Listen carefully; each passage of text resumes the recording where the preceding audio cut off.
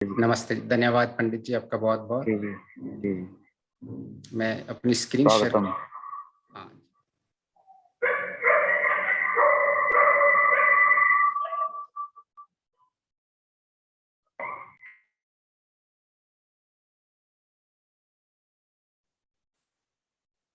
सो हमारा मुख्य टॉपिक तो फाइंडिंग माई सेल्फ है, अपने आप को जानना। और उसमें हम अपनी सीरीज में डिफरेंट डिफरेंट टॉपिक्स, सब टॉपिक्स लेते रहते हैं। और हमारा उन सब टॉपिक्स का अंतिम लक्ष्य वही रहता है कि हम किस तरह से हाँ हमारा हमेशा लक्ष्य यही रहता है कि हम किस तरह से अपने जो मुख्य लक्ष्य है उस मुख्य लक्ष्य को हमेशा प्राप्त कर सके। तो जितने भी सब टॉपिक्स लेते हैं वो सारे अलाइंड हैं हमारे जो मुख्य लक्ष्य की तरफ, जिसको हमने सीरीज को स्टार्ट करते वक्त किया था, जिसको सेल्फ रियलाइजेशन बोलते हैं, अपना साक्षात्कार बोलते हैं, आत्मा साक्षात्कार बोल लो, फिर उसके बाद नेक्स्ट लेवल ऑफ ईश्वर साक्षात्कार। वो सारा मुख्य टॉपिक वही है। लेकिन हम जर्नी में एक जर्नी स्टार्ट कर चुके हैं और उस जर्नी को बिलीव करते हैं। और उस जर्नी में क्या हमारा जो लक्ष्य है, उस सब टॉपिक्स में छोटे छोटे लक्ष्य को समझ के हम अपने मुख्य लक्ष्य की ओर आगे चलते जा रहे हैं। अगर शॉर्ट में समझें तो हम हमारा जीवन क्या है, हम जीवन को अगर समझें तो हम पहले अविद्या में रहते हैं। फिर हम कुछ सोचते हैं कि आखिर मैं इस दुखी हूँ, मैं इस दुख से कैसे दूर रहूं। फिर हम अपनी बुद्धि का प्रयोग करते हैं कि आखिर इस बुद्धि से मुझ में ज्ञान कैसे आए। फिर हमें कुछ न कुछ थोड़ा ज्ञान प्राप्त होने लगता है, उसके हिसाब से हम आगे चलते हैं।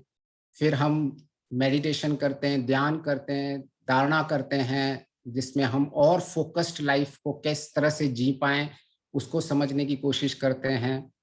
फिर हम अपने जो अपनी 5 इंद्रियां हैं, जो एक्सटर्नल ऑब्जेक्ट्स हैं, जिस एक्सटर्नल जो हमारे गोल्स हैं, जो एक्सटर्नल मटेरियल्स हैं, जिस एक्सटर्नल सेंसेस के थ्रू, हमारी इंद्रियों के थ्रू जिस लक्ष्य को प्राप्त करना चाहते हैं, उस लक्ष्य की ओर हमेशा हम केंद्रित रहते हैं।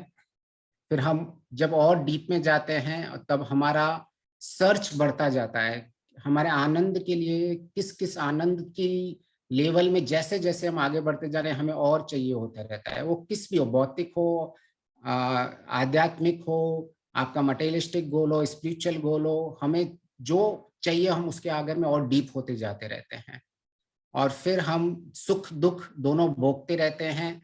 और जैसे जैसे हमारा आध्यात्मिक ज्ञान बढ़ता जाता है, ऐसे ऐसे हमारे जीवन में प्रकाश बढ़ता जाता है, ज्ञान बढ़ता जाता है। हम जीवन में एक अपने आसपास एक ऑरा बना देते हैं, एक ऐसा ऑरा जो सुख दुख जो बाहर से तो होते ही रहते हैं लेकिन हमें अंदर से विचलित नहीं करते हैं। इस आध्यात्मिक जर्नी को अगर हम इंक्रीजिंग वे में देखने जाएं तो मतलब स्पिरिचुअलिटी को अगर शॉर्ट में समझा जाए कि स्पिरिचुअलिटी कोई दुख को कम नहीं कर देता है। मतलब स्पिरिचुअलिटी ऐसा नहीं कि आध्यात्मिक में राग में चला गया तो मेरे सारे दुख कम हो जाएंगे, लेकिन वो हमें इतना अंदर से स्ट्रांग बना देता है कि हम उन दुखों को झेलने की शक्ति बढ़ा देता है। It increases the strength, inner strength to take care of all our internal matters, external matters, जिससे हम बैलेंस्ड लाइफ को जी पाते हैं। तो इवन जो नॉन स्पिरिचुअल है, मटेरियलिस्टिक लाइफ है, वो भी सेम दिन रात मेहनत करता रहता है, लेकिन वो किसी तरह से अंदर से अपने आप में एक लेयर बना के नहीं रख सकता है, ऑरा बना के नहीं जीता है कि जिससे वो जो बाहर के दुख हैं, कॉम्प्लेक्सिटीज हैं, चेंजेस हैं, उन सबको हैंडल कर सके। जैसे स्वामी जी ने कहा है कि पहाड़ जैसा दुख भी राई जैसा लगता है। वो कैसे लगता है? वो ये स्पिरिचुअलिटी हमें वो पूरा एक डिटेल्ड वे में जो डेप्थ में है, उस डेप्थ कोर को पकड़ के वो साहस देती है। तो हम पहले अंधकार में रहते हैं और धीरे धीरे हम अपने हमारे जीवन में ज्ञान बढ़ता रहता है और हमारे लाइफ में क्लियरिटी आती रहती है। और अंत में क्या होता है, अंत में हम प्रयत्न बाहर करते हैं, कितने भी प्रयत्न बाहर कर दें, लेकिन अंत में हमारा यही होता है, सेल्फ रियलाइजेशन में हमारी जो जर्नी है वो हमारे अंदर ही रहती है, कि हम जब आनंद को प्राप्त करते हैं तो हम अपने उस आनंद में पाते क्या है कि बाहर जो था वो सारे जो मेरे कर्तव्य पालन कर रहा था, बाहर मेरे सारे जो पर्पस थे वो एक्चुअल पर्पस थे अपने आप को जानने के लिए ही। तो पहले हम अंधेरे में होते हैं, हम दुखी रहते हैं, हम अज्ञान में रहते हैं, और जैसे जैसे हमारा मैच्योरिटी, परिपक्वता, जैसे जैसे लाइफ में जितना भी हमने ज्ञान को प्राप्त किया है वो परिपक्वता बढ़ती रहती है, ऐसे ऐसे हमारे जीवन में आनंद बढ़ता रहता है और हम अपने साक्षात्कार में पहुंच जाते हैं। जब हम ईश्वर की सहायता से और प्रकृति की सहायता, प्रकृति को जान के अपने आप को जान लेते हैं, तो हम एक ऐसे आनंद की स्थिति में पहुंच जाते हैं जिस आनंद का मटेरियल ऑब्जेक्ट्स के साथ हम कंपेयर नहीं कर सकते हैं, क्योंकि ऑब्जेक्ट्स से भी जो हमको खुशी मिलती है वो इंटरनली ही मिलती है, लेकिन इट इज जस्ट दैट कि हम ऐसे आनंद की ओर जा रहे हैं जिनकी इंक्रीजिंग क्वांटिटी और क्वालिटी बहुत ज्यादा होती है। उस आनंद को हम कंपेयर नहीं कर पाएंगे कि भाई जितना भी हम बाहर से किसी भी ऑब्जेक्ट से, सेंसेस से, हम इन 5 सेंसेस से हम कितने भी ऑब्जेक्ट से लेते रहे, लेकिन जो ये सेल्फ रियलाइजेशन का होता है कि मुझे इन सब की जरूरत ही नहीं है, तो हम वो समझने की कोशिश करेंगे कि आखिर हम फिर अपनी जर्नी को क्यों हम बाहर के गोल्स बनाते हैं, वो बाहर के गोल से कैसे वो हमको स्ट्रांग बनाने में हेल्प करते हैं, कैसे वो हमारी इम्यूनिटी बढ़ाते हैं, आत्मिक इम्यूनिटी बढ़ाते हैं हमको और स्ट्रांग करने के वक्त, जब हम एक्सटर्नल गोल्स में अपने चैलेंजेस फेस करते हैं, हम प्रॉब्लम्स फेस करते हैं, हम टर्बुलेंस फेस करते हैं, हम अविचलता फेस करते हैं, तो कैसे वो हमको अंदर स्ट्रांग बनाता है। तो ये जर्नी क्या है, from outwards to inwards journey है। इसमें हम कर कितना भी हम बाहर से काम कर दे, अगर हमारा इंटरनल हैप्पीनेस, अंदर का आनंद नहीं मिलता है, तो हमारा बाहर का सारा काम वेस्ट हो जाता है।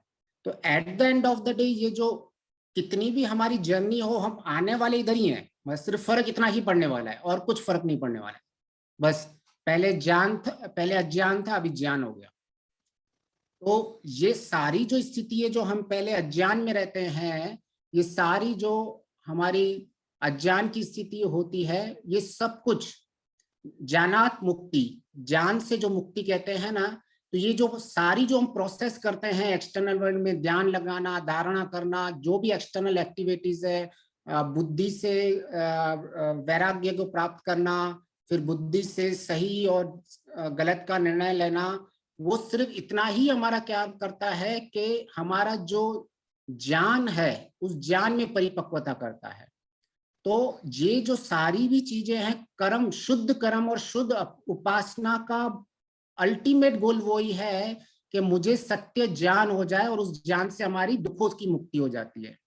तो हम जो सारा हमारा लाइफ का साइकिल है, उस लाइफ का साइकिल का पर्पस सिर्फ इतना ही है, जितने भी हम कर्म कर लें, जितना भी उपासना कर लें, अगर हमारे ज्ञान में वृद्धि नहीं हो रही है तो ये सब वेस्ट हो जाता है। क्योंकि ज्ञान कर्म उपासना में ज्ञान जो है वो क्राइटेरिया है मुक्ति की, दुखों को समाप्ति करने की, और कर्म और उपासना जो है, ये दोनों का भी लक्ष्य यही होता है कि जितने भी हम कर्म और उपासना करें, हमारे अविद्या का नाश करता है। हम जितनी भी उपासना करते हैं, ईश्वर की भी उपासना इसी में करते हैं, और जिस भी जो जो लक्ष्य को प्राप्त करते हैं वो हमारे अविद्या को नाश करने में सपोर्टिंग करता है। तो at the end of the day, in a single line, जब हम उस ज्ञान की स्थिति में आ जाते हैं, अविद्या का नाश हो जाता है, तो हम है ना सेल्फ रियलाइजेशन में पहुंच जाते हैं। और जिस सेल्फ रियलाइजेशन से हम उस एक्सटर्नल क्राइटेरिया जो हमको मटेरियलिस्टिक चीज बॉदर करती थी, वो हमें फिर बॉदर नहीं करने लगती है। तो अभी हमारा जो नेक्स्ट होगा कि हम आखिर किस तरह से अपने जीवन में इस ज्ञान को बढ़ाते जाएं। तो हमने एक चीज को समझने की कोशिश की थी कि जब भी हम ज्ञान को प्राप्त करने की राह में चलते हैं, तो सबसे पहले आता है एक इम्पोर्टेंट चीज कि हमारा सबसे बड़ा दुश्मन क्या है। तो सबसे बड़ा दुश्मन हमारा ये होता है कि ज्ञान का भ्रम, हमें ज्ञान हो रहा है, उस ज्ञान का जो भ्रम हो लगता है वो हमारा सबसे बड़ा दुश्मन है। तो अविद्या हमारी इतनी बड़ी दुश्मन नहीं है, जितना हमें ज्ञान लगता है कि मेरी जानकारियां मैंने ज्ञान में कन्वर्ट कर दी हैं, वो सबसे बड़ा हमारा दुश्मन रहता है।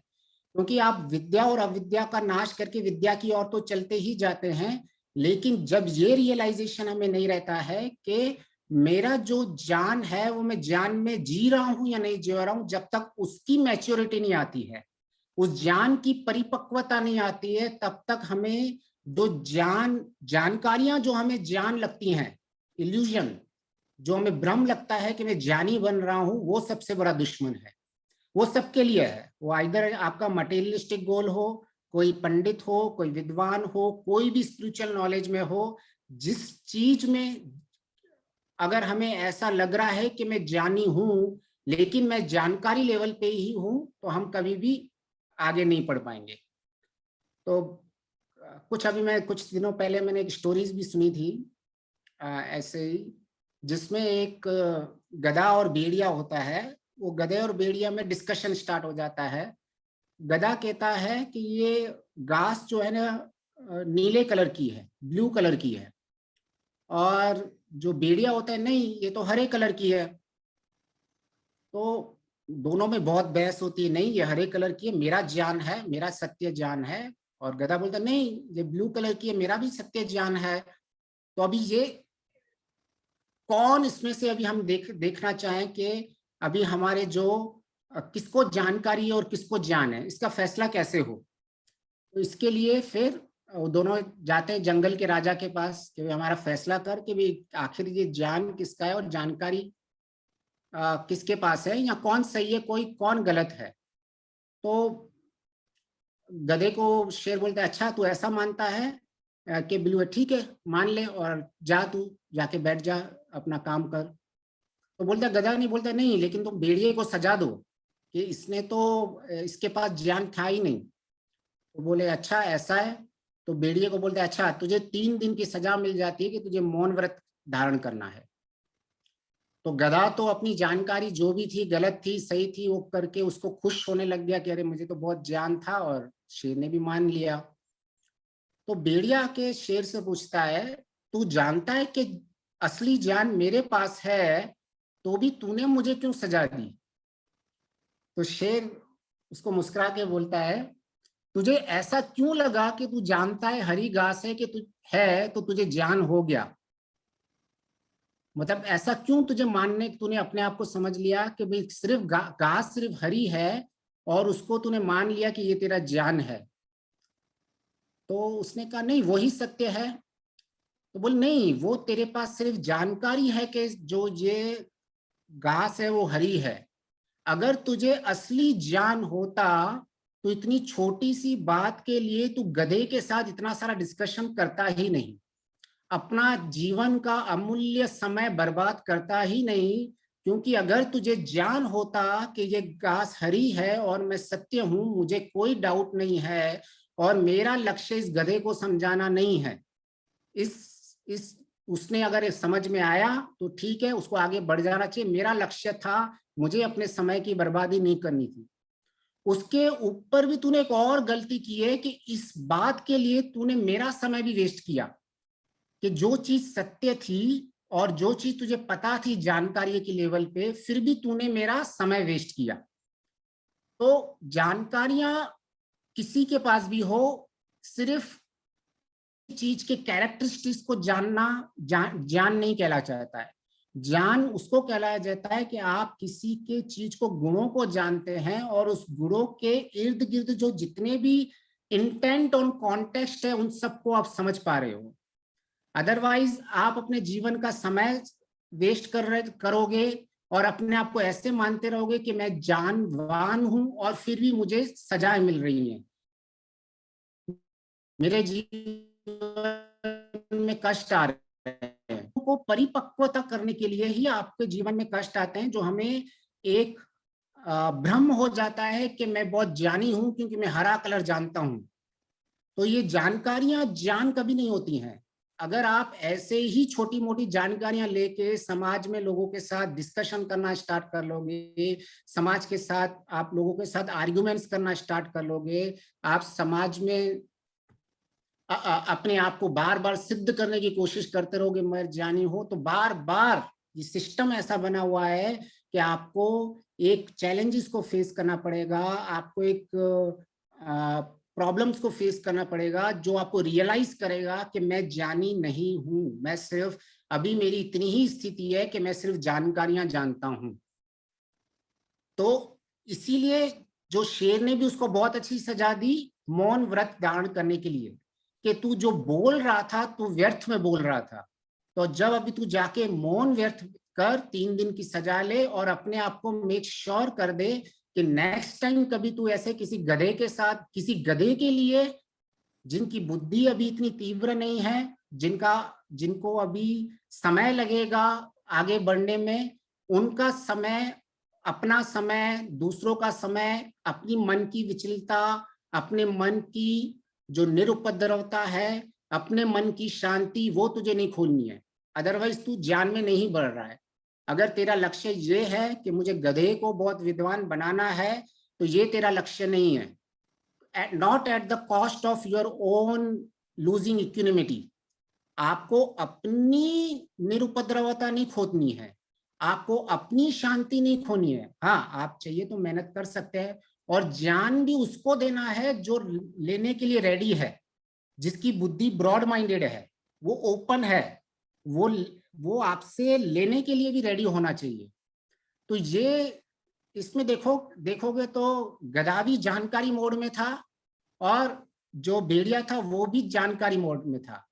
फर्क इतना था कि उसके पास सत्य जानकारी थी, एक के बाद गलत जानकारी थी। तो हमारा सारा समय, हमारे जीवन के जितना भी समय जा रहा है, सिर्फ इन जानकारियों के इर्द गिर्द ही जा रहा है। जिन्हें सही जानकारियां हैं वो अपने आप को सही प्रूव करने में अपना समय वेस्ट कर रहे हैं, अपने मन की शांति को बिगाड़ रहे हैं, अपने मन की निरुपद्रवता को स्टेट नहीं मेंटेन कर पा रहे हैं, और कहते हैं हम दुखी हैं, हमें ज्ञान है फिर भी।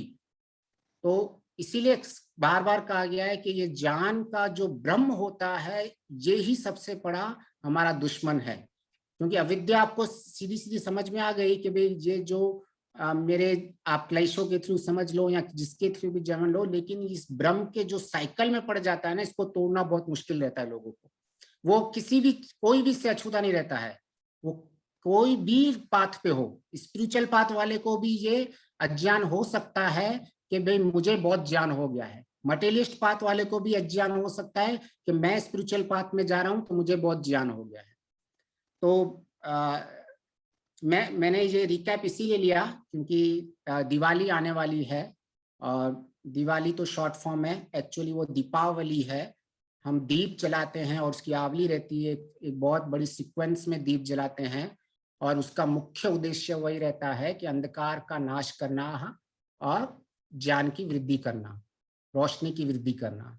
तो अगर हमने ये ज्ञान के रिलेटेड इन क्रिटिकल चीजों को नहीं समझ पाएंगे तो हमेशा हमें ये इश्यूज होते रहेंगे। तो हमें दो तीन चीज फंडामेंटली हमेशा समझनी चाहिए कि मेरी परिपक्वता का मतलब क्या है। गायत्री मंत्र हमको क्या क्या बार बार बोल रहा है, गायत्री मंत्र क्यों भर्गव को धारण करने के लिए बोल रहा है, आखिर भर्गव में ऐसा क्या रहस्य है जिसको मैं समझ नहीं पा रहा हूं। लेकिन मैं कहता हूं गायत्री मंत्र का 108 बार जप करने से कोई फायदा नहीं होने वाला।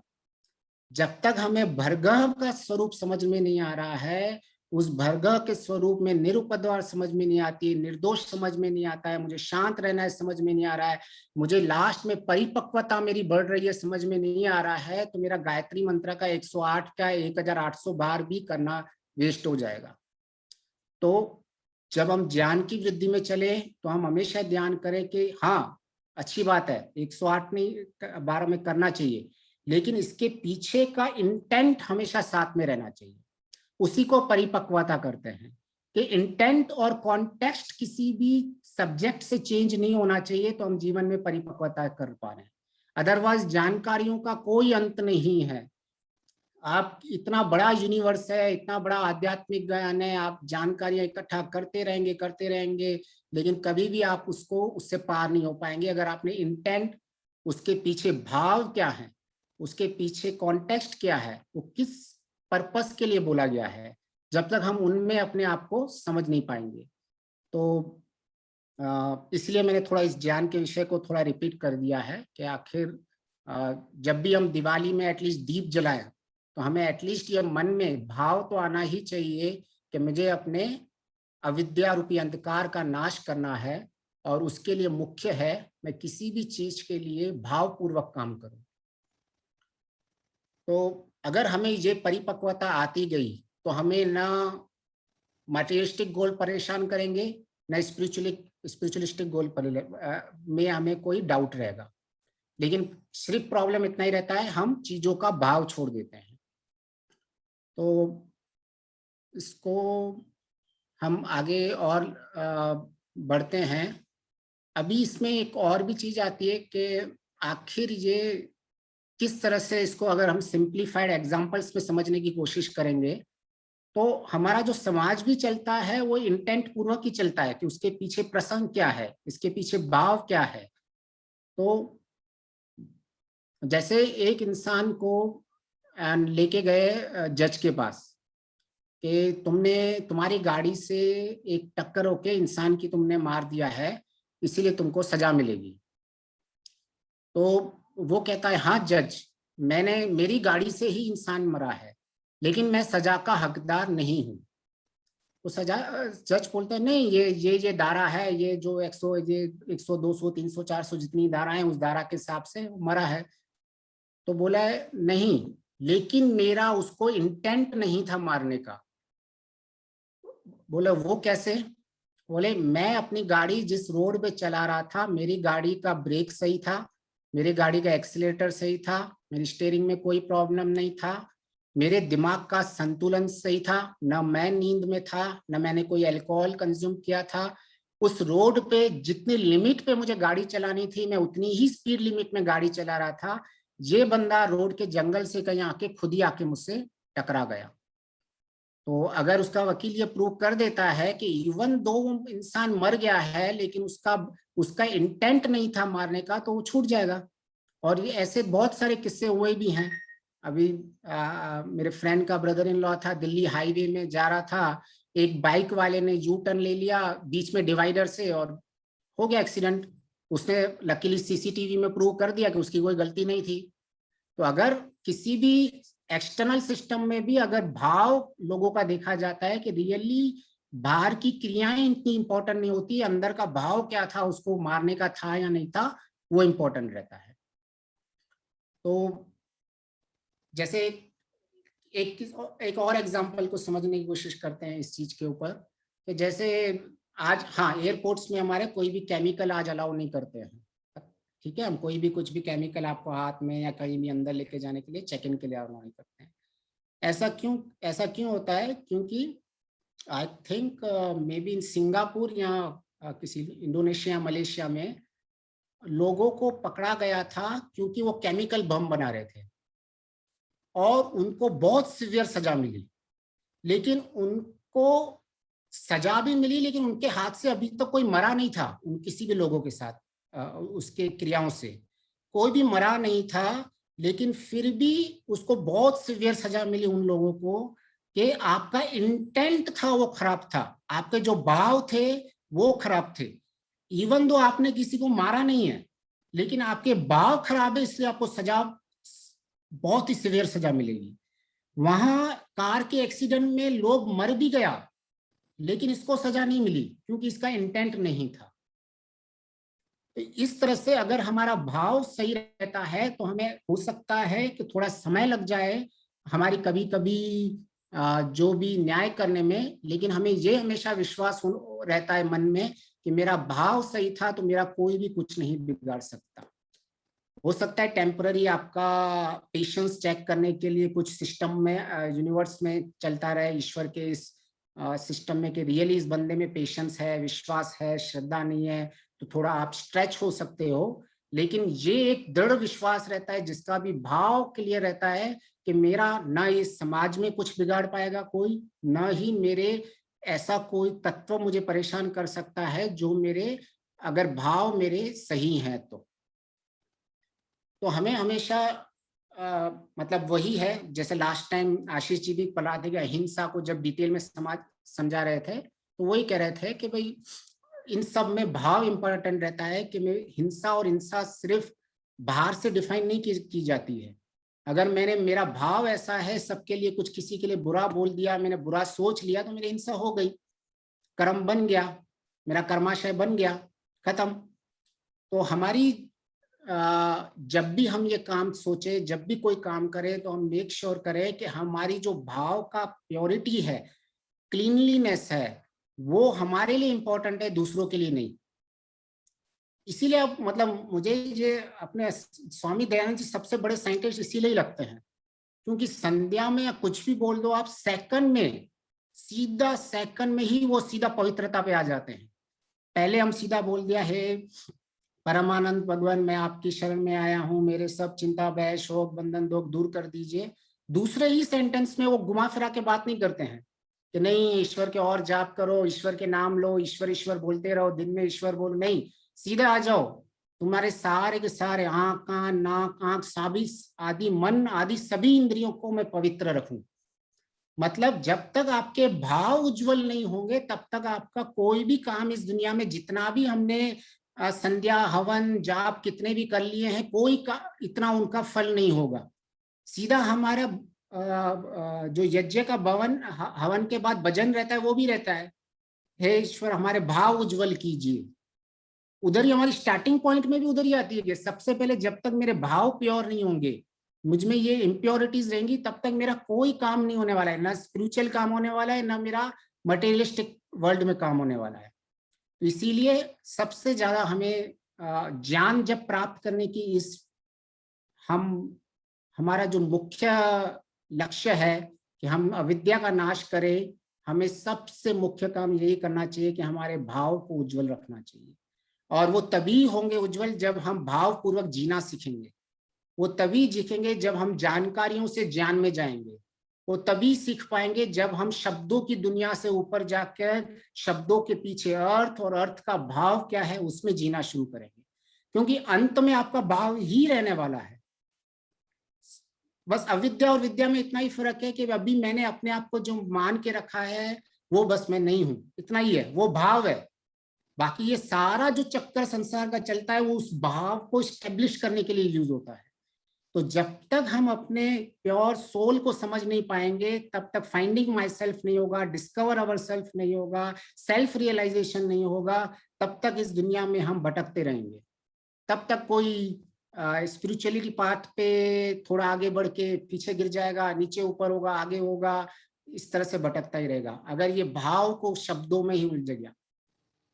तो शब्द तो मतलब रावण ने भी, हमने देखा 4 वेद दर्शन पड़े हुए थे, क्या हुआ, उसका भी विनाश हुआ। तो शब्दों में इतनी ताकत नहीं रहती है। दुर्योधन भी कोई कम पड़ा हुआ नहीं था, उसका भी विनाश हुआ। तो जिसने भी अगर कोई ऐसे क्लेम करता है कि मेरे पास ये डिग्री है, ये शब्द हैं, मैंने ये कर हुए हैं, वो केवल केवल शब्द कभी काम नहीं आते हैं। मैंने वो ही कहा था, केवल शब्दों पे काम करने से अहंकार आ सकता है, जो सारे हमारे जो मुख्य लक्ष्य है अविद्या का नाश करना, उस पे पानी फेर सकता है। क्योंकि जो इंसान एक धर्म पूर्वक जी रहा है, कोई साधारण इंसान है, उसमें कोई अहंकार नहीं है, ठीक है जितना मालिक ने दिया मैं तो दे रहा हूँ, थोड़ा बहुत काम कर रहा हूँ, ना उसने ज्यादा अपने स्क्रिप्चर्स पढ़े हुए हैं, ना शास्त्र पढ़े हुए हैं, कुछ भी ज्यादा नहीं पढ़ा हुआ है, लेकिन एक सिंपल भाव से वो जी रहा है, तो वो ज्यादा बेनिफिट होगा कंपेयर टू जितने शास्त्र पढ़े हुए और उसके भाव क्लीन नहीं है। तो इसलिए मैं बार बार कहता रहता हूं कि जानकारियों और शब्द ज्ञान से हमें बाहर निकलना है। जब तक यहां से बाहर नहीं निकलेंगे, भाव पूर्वक, इंटेंट पूर्वक, कॉन्टेक्स्ट पूर्वक, करस्पॉन्डिंग उस वक्त की कंडीशंस क्या थी, उन सबको समझ के किसी चीज को समझ के करेंगे, तो हमें कभी भी अपने लक्ष्य को प्राप्त नहीं कर पाएंगे। तो नेक्स्ट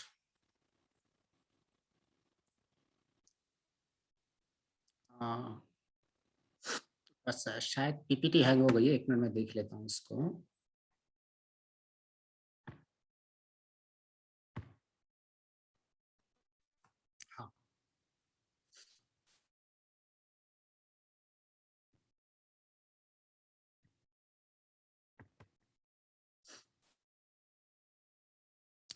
तो मैं बस यही कह रहा था कि जब भी हम अपने जीवन में किसी एक अपने लक्ष्य की ओर चले तो हम मेक श्योर करें कि हमारी जो ये राइट साइड की पूरी जर्नी है, हम अपने मुख्य भाव को कभी नहीं भूलें।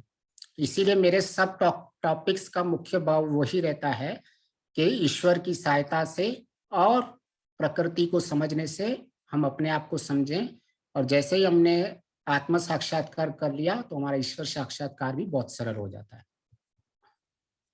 तो नेक्स्ट इसी चीज को और समझने की कोशिश करते हैं कि आखिर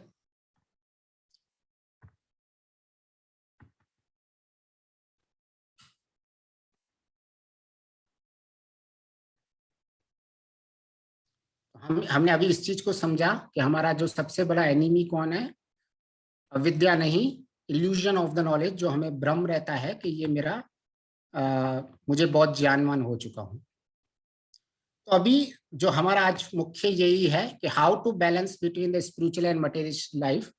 तो उससे पहले हम एक काम करेंगे कि हमने जो लास्ट में है वो पूरा लास्ट सेशन का एक क्लैरिटी कर देंगे। मैच्योरिटी और इंटेंट ऑफ एग्जांपल्स में हमने देखा कि कार को एक्सीडेंट से कोई मरा तो भी कोई बड़ी बात नहीं है अगर आपका इंटेंट क्लियर भी है।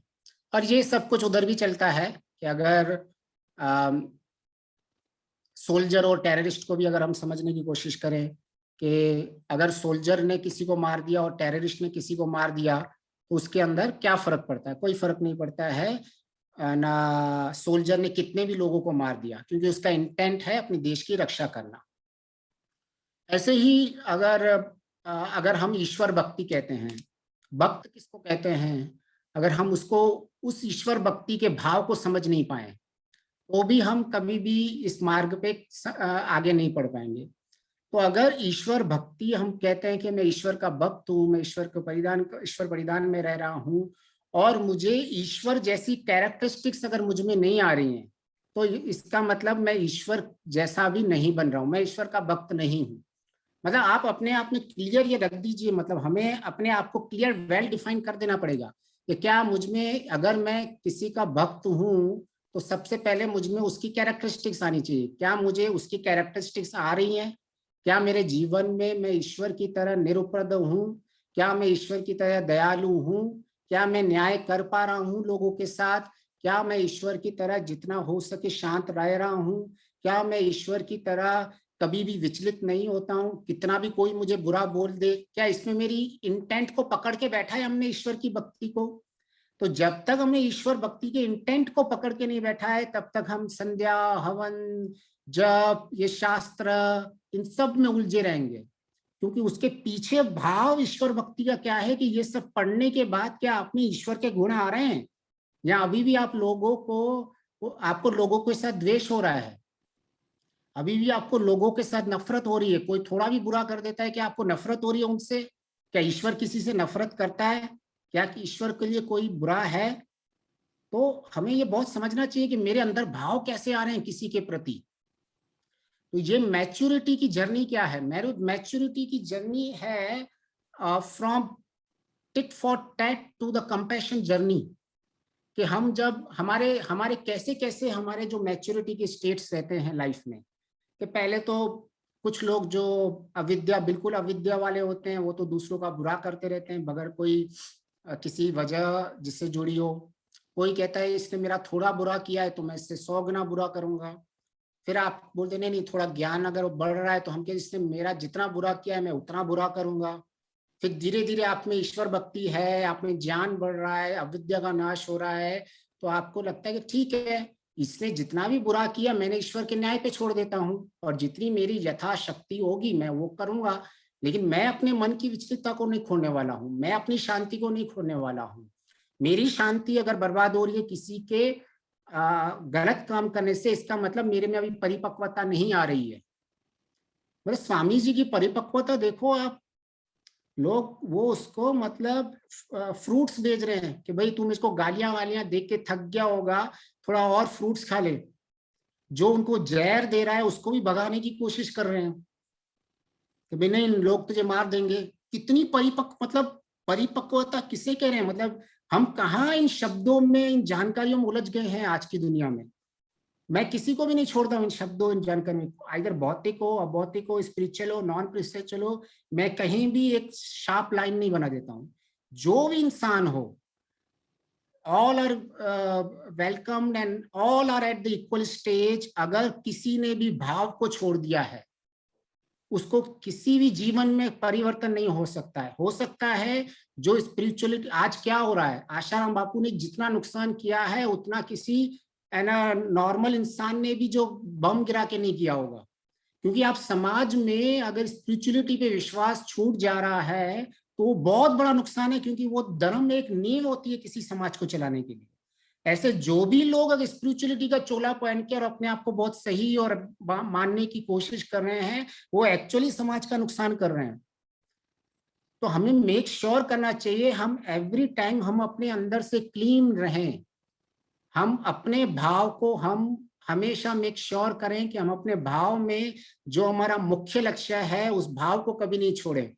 हो सकता है हमारा लक्ष्य हमें लेट मिले या कम मिले। तो मैंने वो बोला कि हम लास्ट में जो भी अगर कोई बुरा कहता है, हम अपना यथा योग्य जितना भी काम है बोल सकते हैं, बाहर से क्रियाएं कर सकते हैं, लेकिन हम अंदर से उसके प्रति कोई भी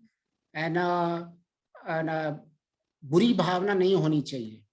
ठीक है, ये बुरा इंसान है, बुरा कर रहा है और इसको ईश्वर न्याय देख लेगा। और सबसे पहले अगर हमको किसी इंसान बुरा लग रहा है तो हमारी कितनी अपरिपक्वता है। सोचो कि क्या कोई आत्मा अशुद्ध होती है? क्या किसी आत्मा में पॉसिबिलिटी है कि वो गंदा रहे?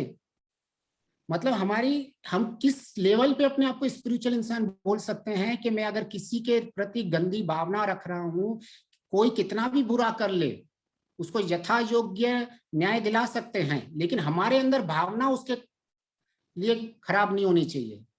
क्यों? क्योंकि हमें इसी को ही बोलते हैं आत्म भाव में जीना। फाइंडिंग माई सेल्फ क्या है? जब आपको आत्म भाव में जीने लगते हो तो आप आत्म भाव का व्यवहार भी सबके साथ करने लगते हो। आपको उसमें कोई कमी लगती ही नहीं है। आपको लगता है ठीक है, ज्यादा से ज्यादा थोड़ा इसमें इसके पास थोड़ी अविद्या आ गई है, इसका मतलब ये नहीं है कि ये कोर लेवल पे अशुद्ध है, इसमें कोर लेवल में प्रॉब्लम है। परिपक्वता को आ रही है ना पकड़ में चीजें, परिपक्वता किस लेवल की है? आत्म भाव अगर हमें नहीं आ रहा है तो मतलब हमें परिपक्वता में बहुत कमी हो रही है। अभी अगर कोई डॉक्टर हो, उसको एक कोई थोड़ा मेंटली लो, क्या करता है वो, उस डॉक्टर को हो सकता है उसके बाल खराब कर दे, उसको काट लेता है, उसको फिर हो सकता है एक जोर से चापट भी मार ले। तो क्या डॉक्टर उससे द्वेष करता है?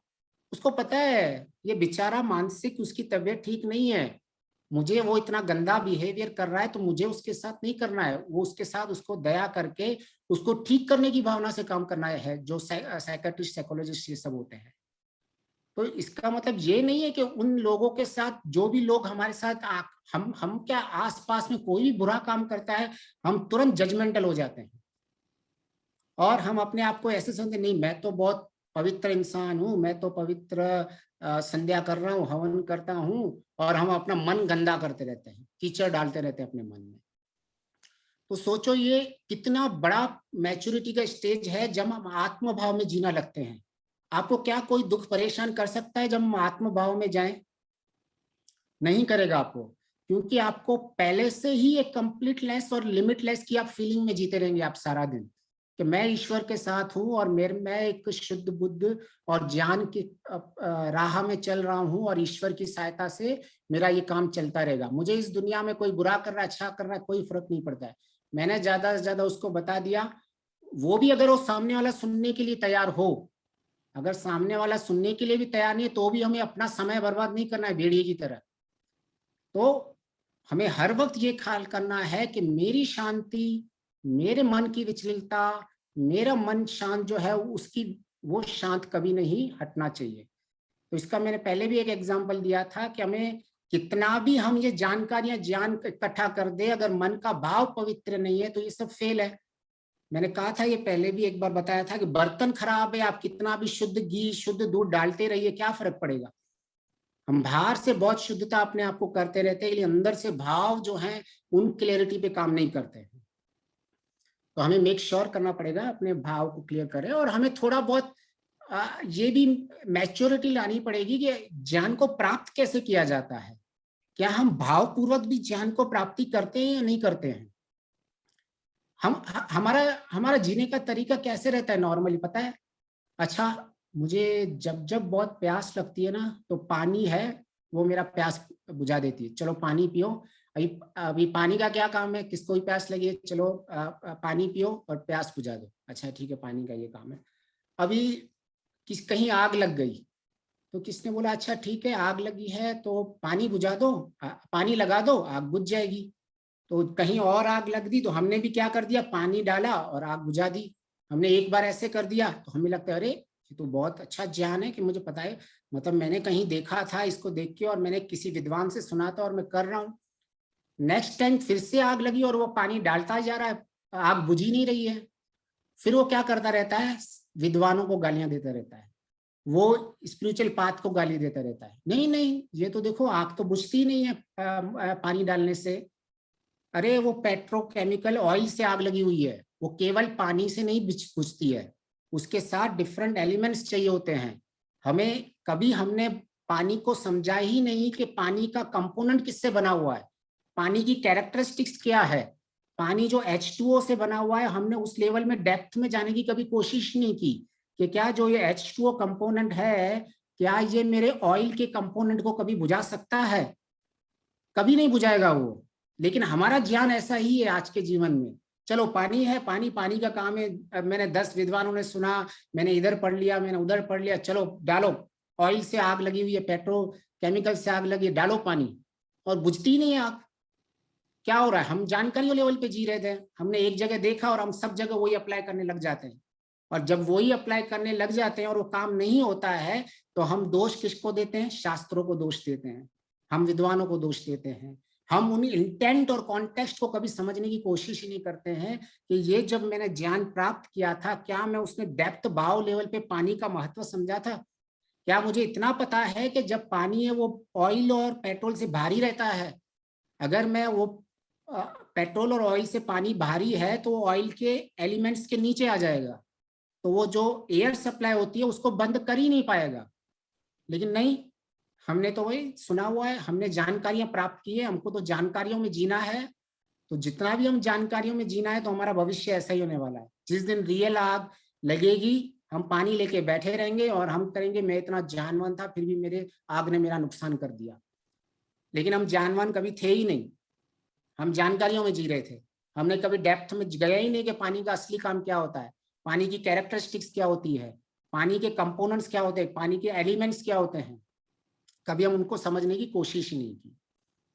तो यही है, हम बार बार से शब्दों को समझने की कोशिश करते हैं, उस शास्त्र ने ऐसा लिखा हुआ है, उस विद्वान ने ऐसा कहा है, सबको कंपेयर करने की कोशिश करते हैं और उलझ जाते हैं।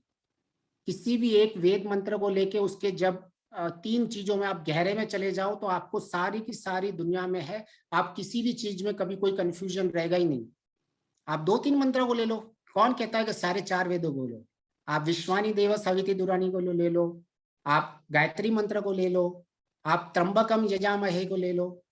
मतलब त्र्यंबकम यजामहे कितनी बड़ी चीज बोल रहा है कि इस संसार में जब तक मैं परिपक्व नहीं होऊंगा, मुझे एक्चुअली दुख को छुड़ाने की जरूरत ही नहीं है। मैं जस्ट अपने लेवल में परिपक्वता हो जाऊंगा तो मैं डंडी से अपने आप ही छूट जाऊंगा। जब भी बस मुझ में परिपक्वता की कमी है, मुझ में ज्ञान की परिपक्वता नहीं आ रही है, मुझ में अविद्या का नाश नहीं हो रहा है। लेकिन हमारा फोकस क्या है, चलो मैं इससे कैसे छूटूं, उससे छूटूं। छूटने का टेंशन नहीं करना है, वो अपने आप ही छूटने वाला है। त्र्यंबकम यजाक में यही कह रहा है कि भाई स्वयं ही खरबूजा छूट जाता है पकने के बाद। ये बहुत बड़ा मैसेज है। जब तक हम इनके भाव को नहीं समझ पाएंगे, फिर आप देखो किसी भी ऋषि के ग्रंथ को देखो, किसी भी विद्वान को सुनो, आप कभी कंफ्यूज ही नहीं होंगे कि आखिर मुझे बैलेंस कहाँ करना है। आप you will be always living a balanced life. लेकिन नहीं, हम समझ ही नहीं पाते, हम शब्दों को पकड़ लेते हैं। तो चलो हम एक छोटी सी एक्सरसाइज कर लेते हैं। अगर हमें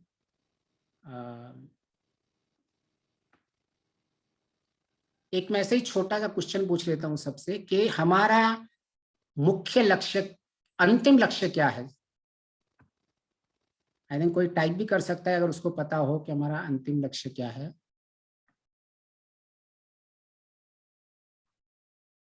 एक मिनट में इसको,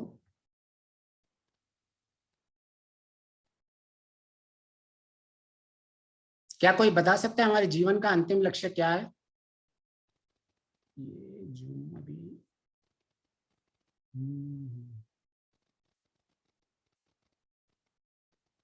चलो मैं ओके अनम्यूट, आई थिंक मैंने शायद अनम्यूट की दे दिया है। क्या कोई बता सकता है हमारे जीवन के अंतिम लक्ष्य क्या है?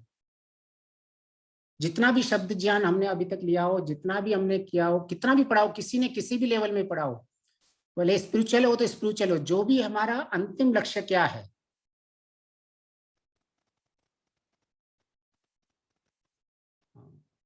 एक मिनट, चैट बॉक्स, हाँ चैट बॉक्स तो ओपन है। अनम्यूट करके भी बोल सकते हैं, मैंने ओपन कर दिया है लकी जी सबके लिए।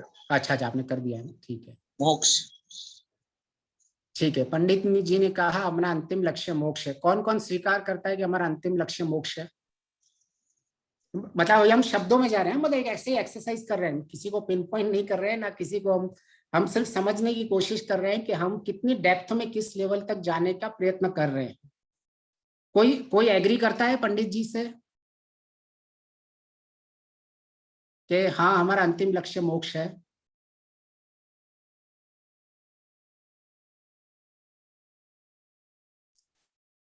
ओके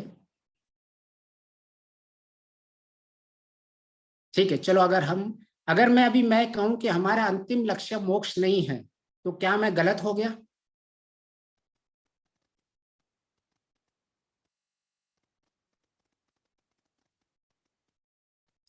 तो अभी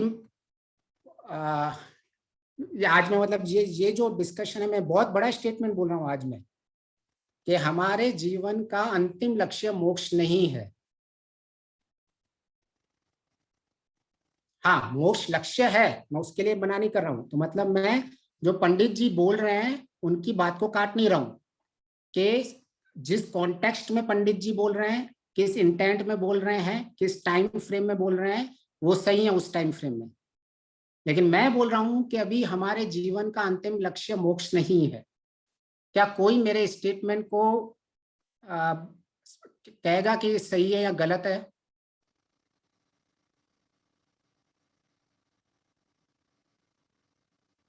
मतलब हम अभी शब्दों की एक्सरसाइज कर रहे हैं, रियल प्रैक्टिकल जीवन में जीवन की कोशिश कर रहे हैं कि हम आखिर शब्दों में कैसे जीते हैं।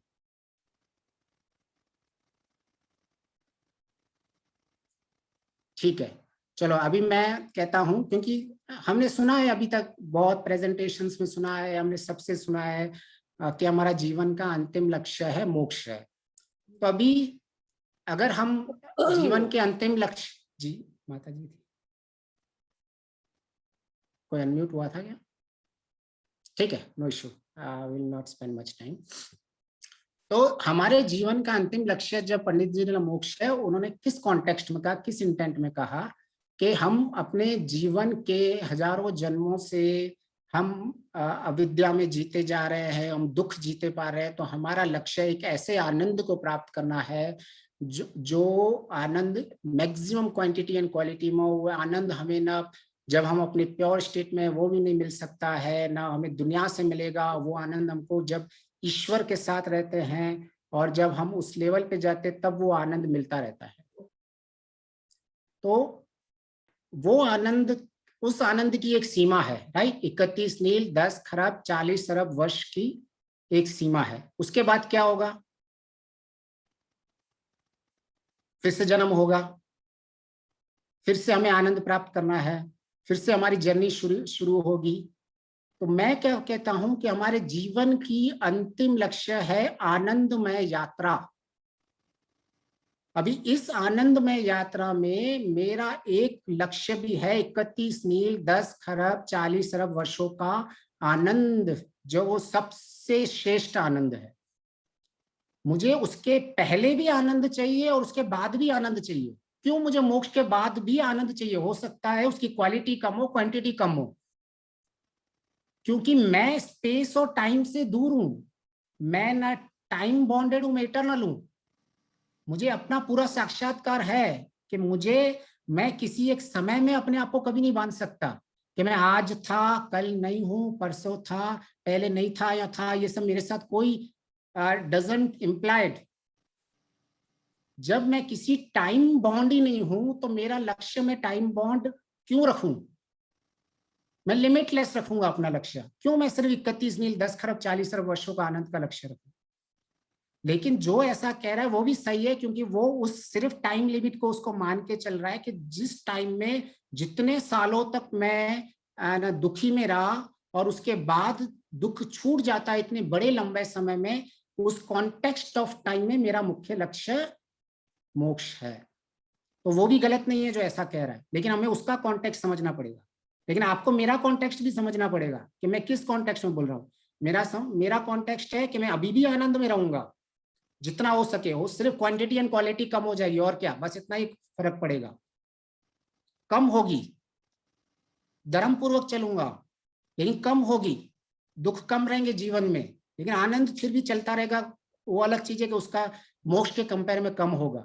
तो मेरा सपोज कि अभी मैं जीवन के 100 साल मान के चलूं कि अभी मेरे 100 साल भी मैं आनंद में रहूंगा, भले उस आनंद की क्वांटिटी क्वालिटी कम होगी। फिर मैं 31 नील 10 खरब 40 अरब वर्षों तक आनंद में रहूंगा। फिर मैं जितना हो सके कम क्वांटिटी क्वालिटी में रहूंगा। तो मेरा एक आनंद में यात्रा मेरा लक्ष्य होना चाहिए। अभी क्या होता है कि अगर मैं लक्ष्य सिर्फ मोक्ष कर देता हूं तो मैं आज की चिंता नहीं कर रहा हूं, मैं कल पे छोड़ दे रहा हूं। लेकिन मैं अपना लक्ष्य मतलब उससे भी बड़ा, मैं बोल रहा हूं अंतिम लक्ष्य जो एक टाइम बाउंड में मोक्ष से भी बड़ा लक्ष्य है। ये मुझे पता नहीं अभी किसी विद्वान ने ये बोला होगा या किसी शास्त्र में लिखा है नहीं बोला है, लेकिन आप ये किसी भी चीज को काटेगा नहीं या किसी के विरुद्ध नहीं है ये स्टेटमेंट कि मोक्ष का लक्ष्य मेरे लक्ष्य में इंक्लूडेड ही है, क्योंकि मेरा लक्ष्य है आनंदमय यात्रा। उस आनंद यात्रा में एक टाइम फ्रेम आएगा 31 नहीं 40 खरब 10 अरब वर्षों का, इतने सारे वर्षों का जो आनंद मिलेगा वो मेरा आनंद होगा, ईश्वर के साथ आनंद मिलेगा, वो एक बहुत बड़ा आनंद होगा। लेकिन उसके पहले भी आनंद मेरा लक्ष्य रहना चाहिए, उसके बाद भी आनंद मेरा लक्ष्य रहना चाहिए। इसीलिए हमें कभी भी ऐसे मतलब किसी को भी ऐसे डायरेक्ट कभी गलत या सही करना इतना इजी नहीं है। अगर हम इंटेंट बेस देखेंगे, कॉन्टेक्स्ट बेस देखेंगे, भाव पूर्वक देखेंगे, क्योंकि मैं आत्मा एज अ समय में वो बांध ही नहीं सकता, मेरा समय से कोई लेना देना ही नहीं है।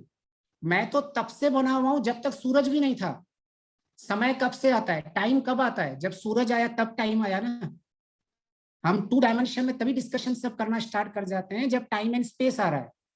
जब मैं टाइम एंड स्पेस से भी परे हूं तो मैं अपना लक्ष्य उससे ऊपर अंतिम बना सकता हूं। ये ना वेद के विरुद्ध होगा ना किसी ऋषि के विरुद्ध होगा। लेकिन अगर कोई ऋषि कहता है मेरा अंतिम लक्ष्य है, तो हमें वो समझना पड़ेगा कि वो उस टाइम कॉन्टेक्स्ट के बारे में कह रहा है कि तूने इतने जन्म दुख से अपने तेरे चले गए हैं, अब तू उसकी कामना कर जो सबसे बड़ा सुख, जो नियरेस्ट सुख है, वो 31 नील 10 खरब 40 वर्ष का है। तो वो भी सही है। तो हमें कभी भी ऐसे किसी भी शब्दों को सुन के कभी भी जजमेंटल नहीं होना चाहिए। हमें उसके पीछे का इंटेंट और कॉन्टेक्स्ट समझने की कोशिश करनी चाहिए।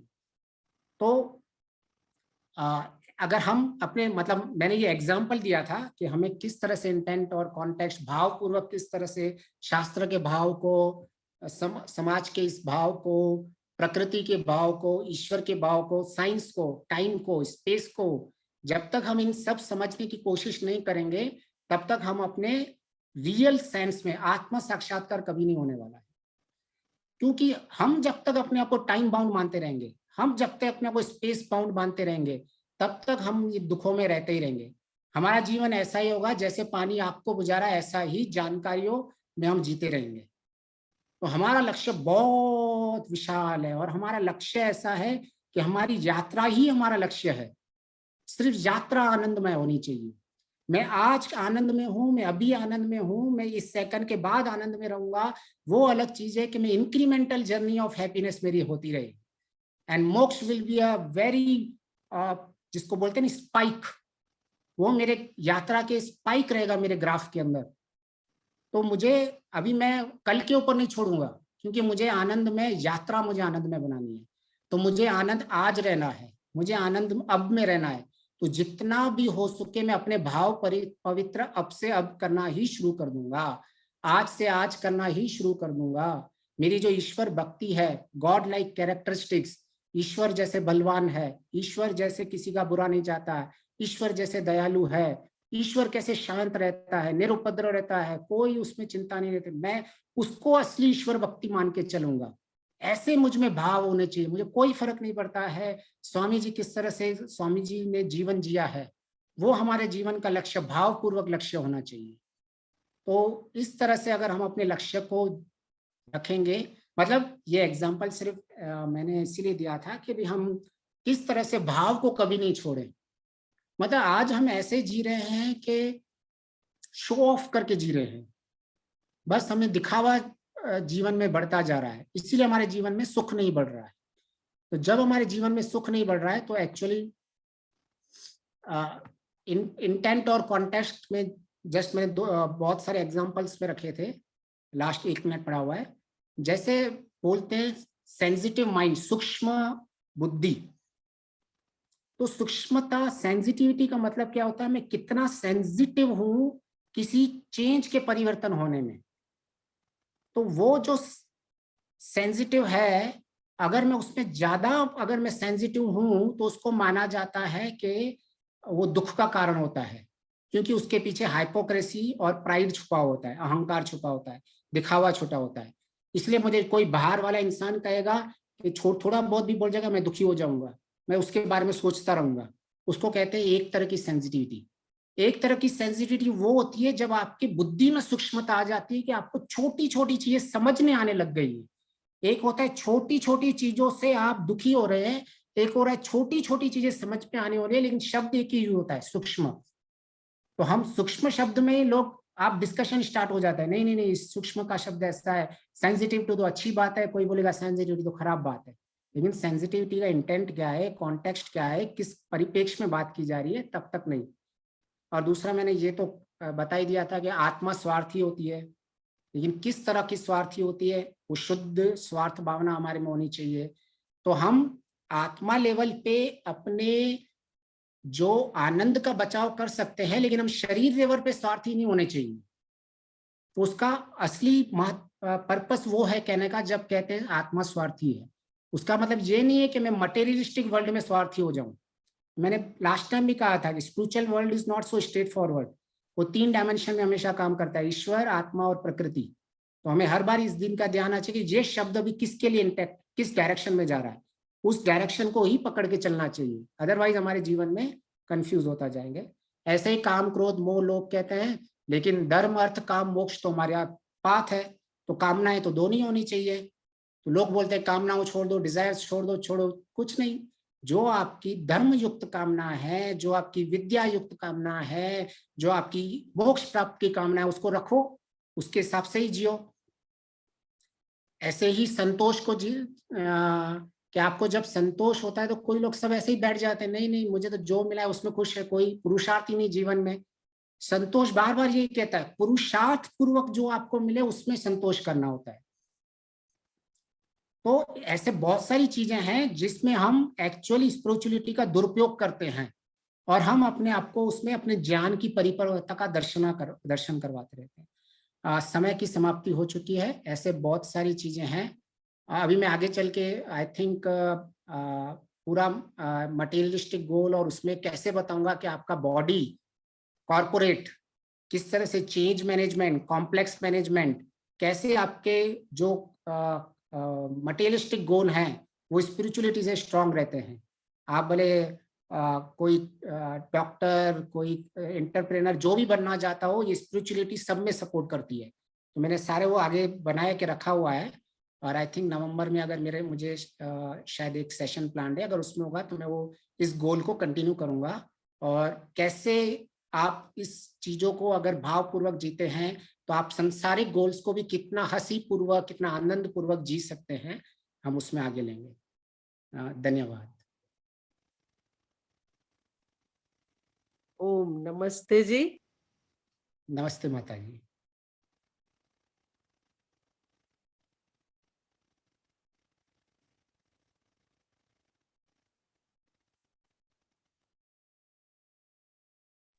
माता जी आप फिर म्यूट दो। Hello, is it okay? जी अब आ रही है।